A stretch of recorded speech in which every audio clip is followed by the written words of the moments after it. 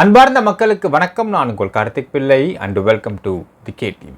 Focus edumatics அப்படிங்கிற ஒரு company ஒரே நாளில் அவங்க 2500 எம்ப்ளாயிஸ் வெளியே அமைச்சிட்டாங்க அப்படிங்கிற ஒரு விஷயம் தீயா பரவியிருந்த மக்கள். அதில் இன்றைக்கு அந்த எம்ப்ளாயீஸுக்கான ஒரு ரெமெடி கிடச்சிருக்கு அப்படின்னு சொல்லலாம். அண்ட் அந்த எம்ப்ளாயீஸ் இன்னும் சில ரெமெடிஸ்லாம் கேட்டிருக்கிறாங்க, கோரிக்கையாக முன் வச்சுருக்காங்க. அப்படிங்கிறது என்னன்றதை பார்க்க போகிறோம். முதல்ல ரெண்டாவது விஷயம் பார்த்தீங்கன்னா, நம்மளுடைய பார்வைக்கு அந்த எம்ப்ளாயீஸ் யாருமே ஒரு விஷயத்தை பண்ணாமல் இருக்கிறாங்க. ஏன் இது பண்ணாமல் இருக்கிறாங்க? அப்போது இதுங்க எம்ப்ளாயீஸும் தப்பாக இருக்கிறாங்களா அப்படின்னு பார்க்க போகிறோம் இந்த பதிவில்.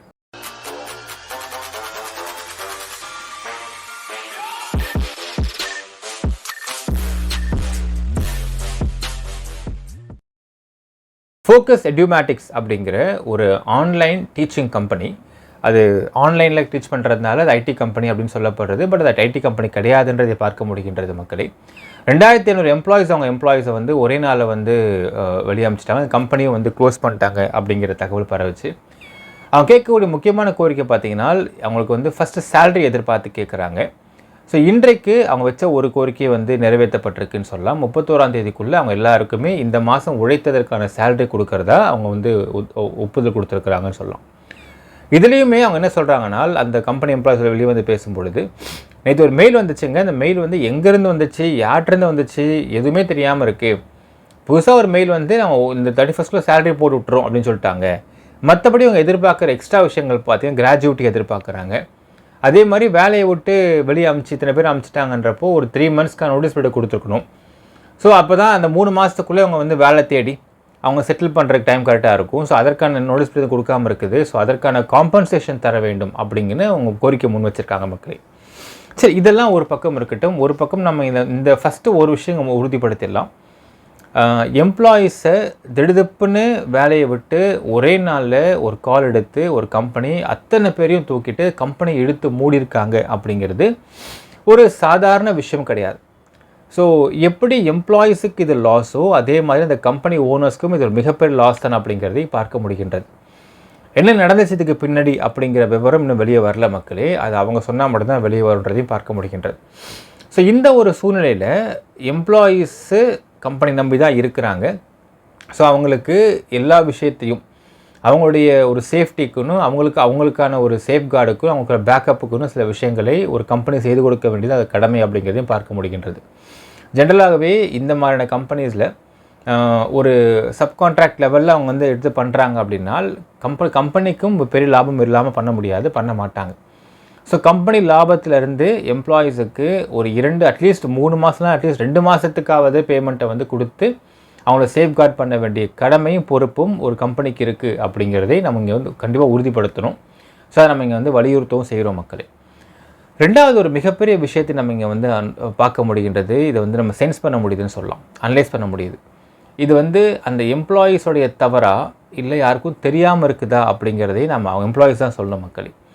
ஜென்ரலாகவே டாட்டா கம்பெனி நம்ம எல்லாருக்கும் தெரியும், ஒரு மிகப்பெரிய சாம்ராஜ்யம், 3 ஜென்ரேஷனாக இருக்கக்கூடிய சாம்ராஜ்யம் சொல்லலாம்.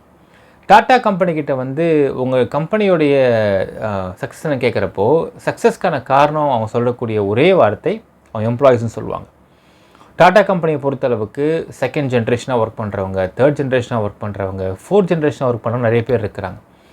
ரீசெண்டாக டாட்டாவோடைய இறந்து போன அவருடைய கூட இருந்த ஒரு க்ளோசஸ்ட் யங் மேனேஜர் அப்படின்ற அந்த நபர் பார்த்தீங்கன்னா டாட்டா கம்பெனியில் I think 3rd or 4th ஜென்ரேஷனாகவோ வேலை பார்த்துக்கிட்டு இருந்து அதற்கு பிறகு ஒரு இனிஷியேட் எடுத்து டாட்டாக்கும் பிடிச்சிருந்ததுனால ஒன்றும் இல்லை மக்களே. ஸ்ட்ரீட் டாக்ஸ் நம்ம ஹைவேஸில் போகிறோம், வெளியே ரோட்ஸில் போகும்போது நிறைய ஸ்ட்ரே டாக்ஸ் இருக்குது. ஸ்ட்ரே டாக்ஸ் அடிபட்டு இறந்து போயிடுது. அப்படி இறந்து போகாமல் இருக்கிறதுக்கு அந்த ஸ்ட்ரே டாக்ஸோட கழுத்தில் ஒரு ஸ்ட்ரிப் மாதிரி மாட்டி எவ்வளோ தூரத்துலேருந்து பைக்ஸோ காரோ வந்தாலும் முக்கியமாக ஹைவேஸில் அந்த கிளிட்டர் ஆகிறதுனால இங்கே ஒரு நாய்க்குட்டி இருக்குது அப்படிங்கிற அந்த பைக்காரங்களோ கார்காரனோ இல்லை லாரிக்காரனோ சென்ஸ் பண்ணிவிட்டு அந்த நாய்க்குட்டி இறக்காமல் தடுப்பதற்கான ஒரு இனிஷியேட்டிவ் எடுத்தாங்க. அது ரொம்ப வைரலாக போச்சு. அதற்கு இனிஷியேட்டிவ் எடுத்து பிறகு டாட்டாவுடைய பர்சனல் மேனேஜராகவும் இருந்த ரொம்ப 24-25 வயசோ ஒரு நபர் தான். அந்த நபர் டாட்டாவுடைய 5th ஜென்ரேஷன் எம்ப்ளாயின்னு சொல்லப்படுது. ஸோ ஒரு டாட்டா கம்பெனியுடைய சக்ஸஸ் அப்படிங்கிறதை பார்க்கும் பொழுது அவங்க எம்ப்ளாயீஸ் தான் அவங்க மிகப்பெரிய அசெட்டு அப்படின்னு அவங்க அதை நினைக்கிறாங்க. ஸோ இங்கே எம்ப்ளாயீஸும் பார்த்திங்கன்னா டாட்டா கம்பெனியில் வேலை பார்க்குறது அப்படிங்கிறது அவங்களுக்கு ஒரு மிகப்பெரிய ஒரு கௌரவமாகவும் அது என்னமோ அவங்க தாய் வீடு மாதிரியும் பார்க்குறாங்க அப்படிங்கிறதும் இங்கே பார்க்க முடிகின்றது. இது வந்து வின் சிச்சுவேஷன் தான் மக்களே. அதுக்கு ஏற்றாற் போல் டாட்டா கம்பெனியும் எம்ப்ளாயிஸ் எல்லாம் ஃபுல்லாக பண்ணிட்டு இருந்திருக்கிறாங்க. எம்ப்ளாயிஸும் அவங்க ஃபுல் பொட்டன்ஷியலை கொடுத்துட்டு இருக்கிறாங்க அப்படிங்கிறது இட்ஸ் ரெண்டு பேரும் சரிசமமாக அவங்களோட பங்களிப்பை கொடுக்கறது தான் முக்கியமான காரணம் நம்ம எடுத்துக்கலாம். ஜென்ரலாகவே இந்த சாஃப்ட்வேர் ட்ரைனிங்லாம் கொடுத்துட்ருப்பாங்க நிறைய இடங்களில். அவங்க சொல்லுவாங்க, நீங்கள் வந்து don't love your employer, love your ஜாப்னு ஒரு வார்த்தை சொல்லுவாங்க. அது உங்கள் ஜாபுக்கு ட்ரைனிங் கொடுக்குற கம்பெனிஸ்லாம் நீங்கள் போய் ஜாயின் பண்ண இந்த வார்த்தையை ரொம்ப உச்சரிச்சுட்டே இருப்பாங்க. இந்த வார்த்தை ஏன் உச்சரிக்கிறாங்க அப்படிங்கிறத உற்று நோக்கினால் தெரியும். நீங்கள் உங்கள் கம்பெனியை லவ் பண்ணிங்கன்னா, எவ்வளோ தூரம் என் கம்பெனியை லவ் பண்ண தெரியுமா, எவ்வளோ பிடிச்ச கம்பெனி தெரியுமா, என்னை தூக்கி வெளியே போட்டாங்க அப்படின்ற மாதிரி ஒரு சில எம்ப்ளாயீஸ் ஃபீல் பண்ணக்கூடாது அப்படிங்கிறதும், when you love your job அப்படின்னால் ஆட்டோமேட்டிக்காக நீங்கள் வேலையை சின்சியராக பண்ணுவீங்க, ஃபுல் எஃபர்ட் கொடுப்பீங்க, உங்களோட ஃபுல் பொட்டன்ஷியலை கொடுப்பீங்க, அதன் மூலயமா கம்பெனி க்ரோ ஆகும் அப்படிங்கிற 2 ஆஸ்பெக்டில் தான் அந்த வார்த்தை சொல்லப்பட்டு போதிக்கப்படுகின்றது என்று இங்கே பார்க்க வேண்டும். சரி, இப்போ இன்னொரு ஆஸ்பெக்டில் பார்க்கலாம். ஒரு கம்பெனி நடத்துகிறவங்க சொல்கிறப்ப கேட்குறப்ப சொல்லுவாங்க, உங்கள் கம்பெனிக்கு யாருங்க மிகப்பெரிய அசெட்டு, உங்களுடைய சக்ஸஸ்க்கு யாருங்க காரணம் கேட்டால் சொல்கிற முதல் வார்த்தை அவங்க இன்ஃப்ராஸ்ட்ரக்சர்ஸோ இல்லை வெஞ்சர் கேபிட்டல்ஸோ கிடையாது. அவங்க சொல்கிற வார்த்தை எம்ப்ளாயீஸ் தான் சொல்லுவாங்க. ஸோ என்னுடைய எம்ப்ளாயீஸ் தாங்க எனக்கு வந்து அசெட்டு, அவங்க தான் எனக்கு நன்றி சொல்லணும், இந்த கம்பெனி க்ரோ ஆனதுக்கு காரணம் அவங்க தான் அப்படின்றதே அவங்க எடுத்து முன்வைப்பார்கள். நான் ஏன் இந்த வார்த்தைக்கு நான் சொல்கிறேன்னா மக்களே, கடந்த 2 நாட்களாக இந்த ஃபோக்கஸ் எடியூமேட்டிக்ஸ் அப்படிங்கிற கம்பெனியோட எம்ப்ளாயீஸ் 2500 பேர் வெளியே அனுப்பப்பட்டிருக்கிறார்கள்.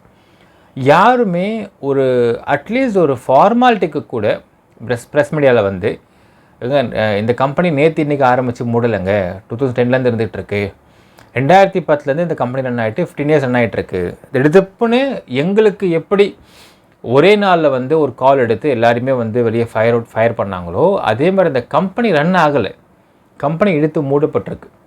அப்போ என்னாச்சு எங்கள் கம்பெனிக்கு, ஏன் இப்படி மூடிட்டாங்க, என்ன காரணம், இது எங்களுக்கு எப்படி லாஸோ அதே மாதிரி இந்த கம்பெனிக்கும் ஒரு பெரிய லாஸ் தான்.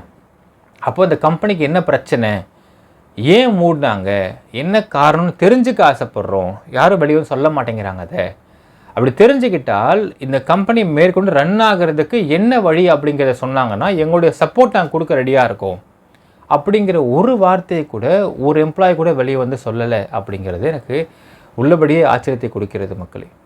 ஏன்னால் எப்படி ஒரு எம்ப்ளாயீஸ்க்கு ஜாப் போயிடுச்சுன்னா, இப்போ லெட்ஸ் டேக் ஃபார் எக்ஸாம்பிள், இங்கே 10 இயர்ஸ் வேலை பார்த்த ஒரு எம்ப்ளாயி வெளியே அனுப்பப்பட்டிருக்கிறாங்க. அவங்க அடுத்த ஜாப் தேடணும் அப்படிங்கும் பொழுது அவங்களுக்கு எந்த அளவுக்கு அதில் வந்து மன உளைச்சலும் உடல் உழைப்பும் எஃபர்ட்ஸும் ஒரு பயமும் இருக்குமோ அதே மாதிரி தான் இந்த பிஸ்னஸை ரன் பண்ணவங்களுக்கும் எல்லாமே இருக்கும்.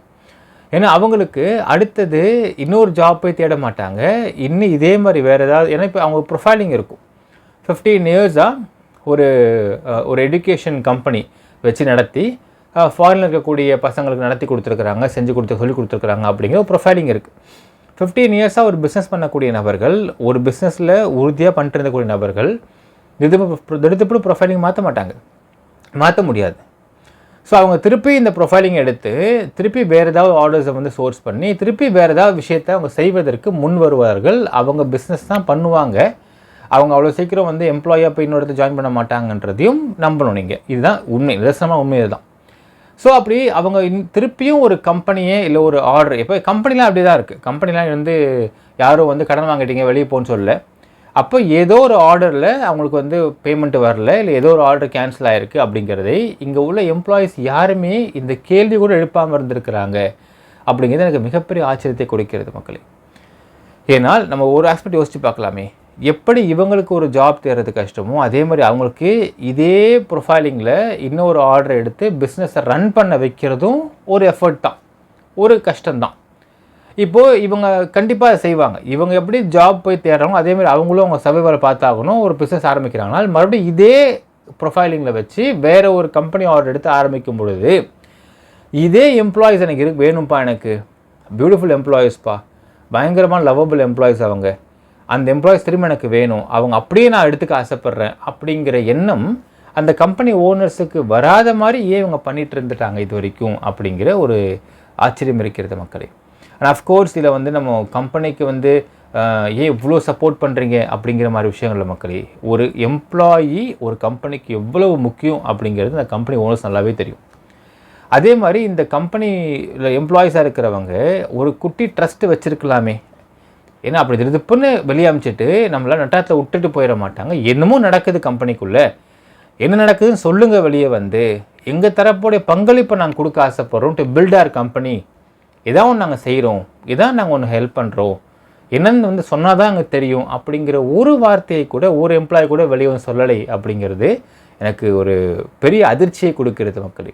ஏன் நான் சொல்கிறேன் அதிர்ச்சி நான் சொல்கிறேன்னா, நீங்கள் வந்து இந்த காலத்தை விட்டுடுங்க. லெட்ஸ் டேக் லாஸ்ட் ஜென்ரேஷனில் வந்து ப்ரைவேட் செக்டாரில் வேலை பார்க்கக்கூடிய பீப்புள் சொல்லுவாங்க, நான் வந்து வேலைக்கு சேர்ந்ததும் வெளியே வந்ததும் ஒரே கம்பெனி தான் அப்படிம்பாங்க. 50 வருஷம் 55 வருஷம் 40 வருஷம்னு ஒரே கம்பெனியில் வேலை பார்த்து அவங்க வந்து அவங்களுக்கு உடல்நிலை சுத்தமாக மோசமாக இருந்தால் கூட அவங்க வந்து அந்த கம்பெனிக்கு தேவைன்னு கண்டினியூவாக வச்சுட்டு இருப்பாங்க. என்ன சொல்லுவாங்க, அப்போ எழுந்திருக்காரு எங்களுக்கு அப்படின்னு சொல்லுவாங்க. இதெல்லாம் போன ஜென்ரேஷன்ஸில் அந்த ஒரு லாயல்ட்டி இருந்துச்சு அப்படிங்கிறதே பார்க்க முடியாது. இந்த ஜென்ரேஷனை பொறுத்தளவுக்கு அந்த லாயல்ட்டி அப்படிங்கிறது கொஞ்சம் கூட இல்லையா? நீங்கள் வேலை பார்த்த கம்பெனியில் ஒரு 10 வருஷம் 5 வருஷம் 5 வருஷம் உங்களுக்கு சம்பளம் கொடுத்துருந்த ஒரு கம்பெனி திடீர்னு க்ளோஸ் ஆகிடுச்சுன்றப்போ என்ன தான் காரணம்னு தெரிஞ்சுக்கிட்டு உங்கள் கம்பெனிக்கு உங்களுடைய சப்போர்ட்டையும் பங்களிப்பையும் கொடுக்குறேன்னு அட்லீஸ்ட் உதட்டளவில் கூட ஒரு வார்த்தை வரவே இல்லையே அப்படிங்கிறது, இந்த காலத்து ஜென்ரேஷன் ஆட்கள் எப்படி இருக்கிறாங்க அப்படிங்கிறது, இது வந்து ஒரு நல்ல ரிலையபிலிட்டியும் ஒரு லாயல்ட்டியும் ஒரு எம்ப்ளாயருக்கான ரிலேஷன்ஷிப்பையும் பில்ட் பண்ணுமா அப்படின்னு கேட்டால் டவுட் தான் மக்களே. அதாவது ஒரு ஆஸ்பெக்ட் புரிஞ்சு கொள்ள வேண்டும். தொழிலாளிகள் இருந்தால்தான் முதலாளிகள் இருக்க முடியும். அதே மாதிரி முதலாளியாக ஒருத்தவங்க இருக்கணும்னா தொழிலாளிகள் இருக்க வேண்டும். ஸோ 2 பேருமே ஒரு வண்டியின் 2 சக்கரங்கள் மாதிரி தான். அப்போ 2 பேருக்குமே அந்த சம்பளம் கொடுக்குற முதலாளி, வேலை பார்க்குற கம்பெனி அப்படிங்கிறத தாண்டி, இவர் நம்மகிட்ட வேலை பார்க்குற எம்ப்ளாயி நம்ம சம்பளம் கொடுத்தா வேலை பார்ப்பார் அப்படிங்கிறத தாண்டி 2 பேருக்கும் ஒரு நல்ல ஒரு பாண்டிங் இருந்தால் மட்டும்தான் அந்த கம்பெனி சஸ்டைண்டாக க்ரோ ஆக முடியும் அப்படிங்கிறதுல எந்த மாற்று கருத்தும் இல்லை மக்களே. இந்த 2500 பேரில் ஒருத்தங்களுக்கு கூட அந்த ஒரு ரிலையபிலிட்டியும் அந்த ஒரு லாயல்ட்டியும் அந்த ஒரு கரிசனை, அதாவது ஒரு மற்றதெல்லாம் கூட விட்டுருங்களேன், நீங்கள் வந்து எந்த அளவுக்கு ரிலையபிளாக இருந்தால் கூட அவசியம் இல்லை, ஒரு கரிசனை அட்லீஸ்ட்டு என்னதாங்க ஆச்சு என் கம்பெனிக்கு நல்லா தாங்க போயிட்டு இருந்துச்சு, திடீர்னு இது க்ளோஸ் பண்ணிட்டாங்க, என்ன பிரச்சனை சொன்னாதாங்க நாங்கள் தெரிஞ்சுக்க முடியும். ஃப்ரெண்டுக்கு சப்போ ஒரு கஷ்டம்னா ஹெல்ப் பண்ண மாட்டோமா? கம்பெனிங்க சார் என்ன கஷ்டம்னு சொல்லுங்கள் வெளியே வந்து சொன்னால் நாங்கள் ஹெல்ப் பண்ணுறோங்க, முடிஞ்ச சப்போர்ட் நாங்கள் பண்ணுறோம், என்னங்க பண்ணாமல் விட்டு போயிடுவோம்மா, 5 வருஷம் அவங்கள்ட்ட சம்பளம் வாங்கியிருக்கோம்ல அப்படின்ற ஒருத்தம் கூட வந்து சொல்லலை அப்படிங்கிறது ரொம்ப கஷ்டம் மக்களே. என்ன நினைக்கிறீங்கன்றது கமெண்ட்டில் மென்ஷன் பண்ணுங்கள். நன்றி, வணக்கம்.